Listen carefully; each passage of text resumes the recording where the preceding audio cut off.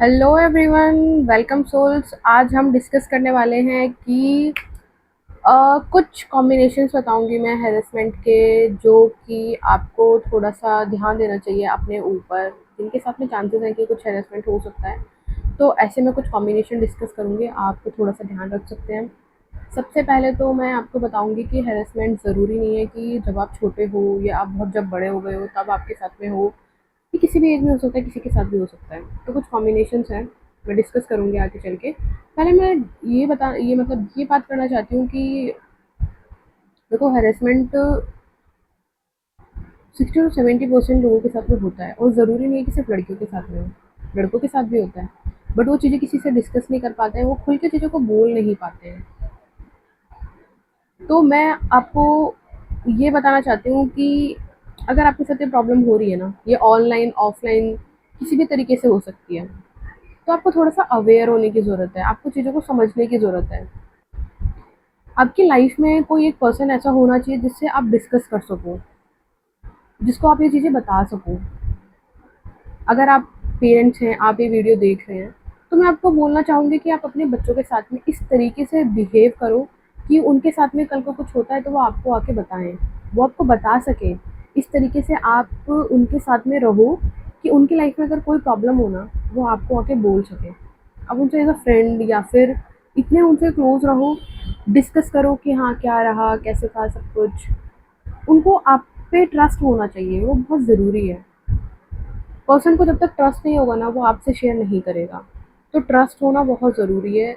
वो ट्रस्ट आप बच्चों के भाई बहन, कोई बड़ा भाई बड़ी बहन, मम्मी पापा, कोई भी हो सकता है।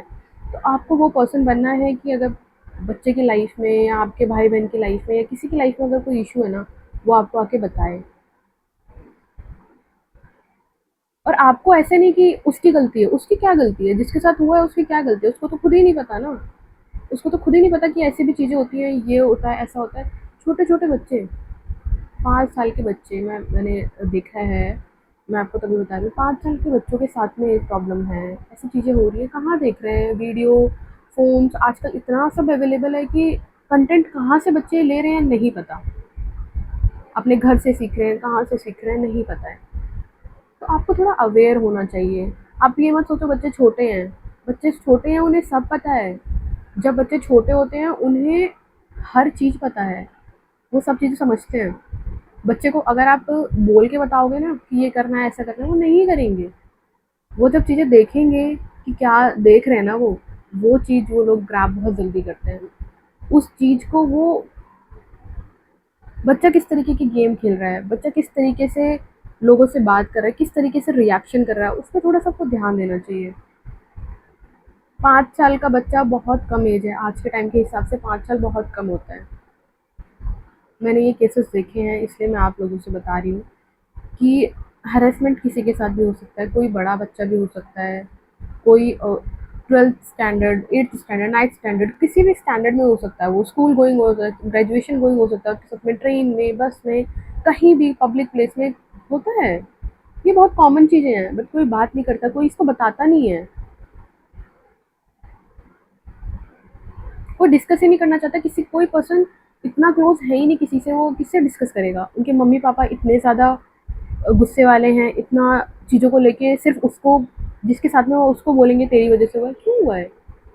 बात करो ना, क्या प्रॉब्लम थी, क्यों था? ज़रूरी है? आप आपके बच्चे को तो चीज़ें पता भी नहीं होंगी उसके साथ में हो रहा है, तो किसको बोले? नहीं है ना उसकी लाइफ में कोई बोलने के लिए। तो इस चीज़ का थोड़ा सा ध्यान रखना है। मैं ऐसे कुछ कॉम्बिनेशन के बारे में डिस्कस करूँगी, ठीक है? तो जैसे पहला कॉम्बिनेशन ले लेते हैं, राहु वीनस मून।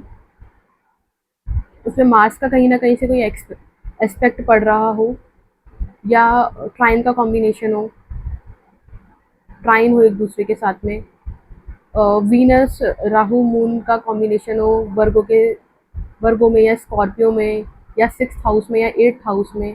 ये कुछ कॉम्बिनेशन है जिनके साथ में ये प्रॉब्लम है, ये की चांसेस है कि ये हो सकता है उनके साथ में। तो थोड़ा अवेयर रह सकते हो आप लोग। कुछ ऐसे मार्शल आर्ट या फिर ऐसे कुछ सेल्फ डिफेंस की चीज़ें सीख सकते हो जब आपके पास टाइम हो, या जब आप खाली हो कि आप क्या कर सकते हैं, तो आप ये चीज़ें कर सकते हैं।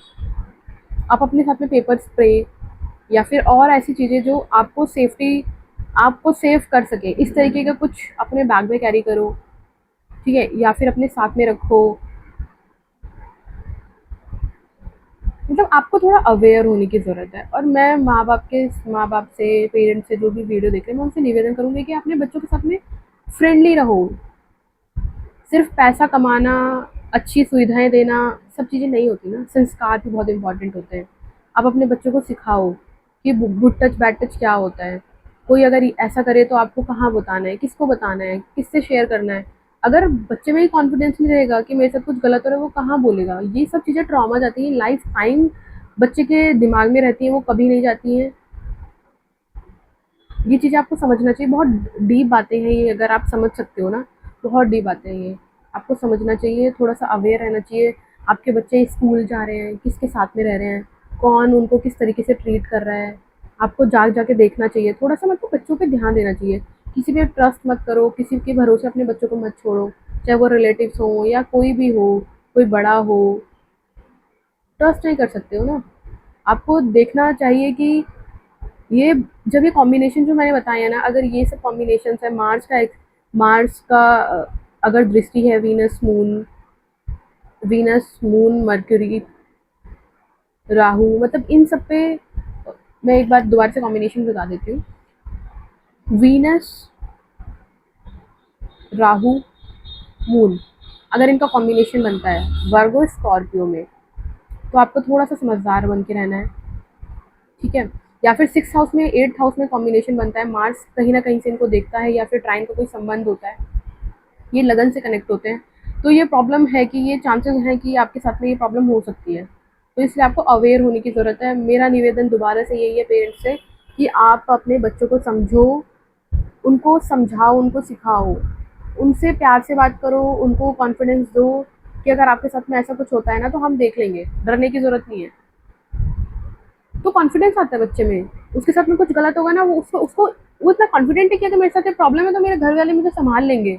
मुझे संभालने वाले बहुत लोग हैं, मेरे को डरने की ज़रूरत नहीं है। आजकल तो वैसे ऑनलाइन फ्रॉड भी चलता है, बहुत ज़्यादा कॉमन है। वीडियो कॉल करते हैं, फिर फ़ोन करेंगे कि हमने तुम्हारी फ़ोटो ले ली, हमने तुम्हारा ये कर दिया, मैं ये कर दूँगा, मैं वो कर दूँगा। ज़रूरत ही नहीं है आपको डरने की, ठीक है? आप करो, मैं कंप्लेंट करूँगी आपकी। साइबर क्राइम, अगर आपके साथ में साइबर से प्रॉब्लम होती है, मतलब ऑनलाइन कोई प्रॉब्लम होती है, तो रिपोर्ट करो ना, साइबर सेल में रिपोर्ट करो, ठीक है। उसको बोलो करो तुम, मैं भी तुम्हारी रिपोर्ट करूंगी। डरना नहीं है। जिस दिन आप डर गए ना, आपके साथ में ये आपके साथ में होता रहेगा और ये ट्रॉमा बनेगा, एक उम्र में जाके आपको ये ट्रॉमा बहुत ज़्यादा परेशान करेगा।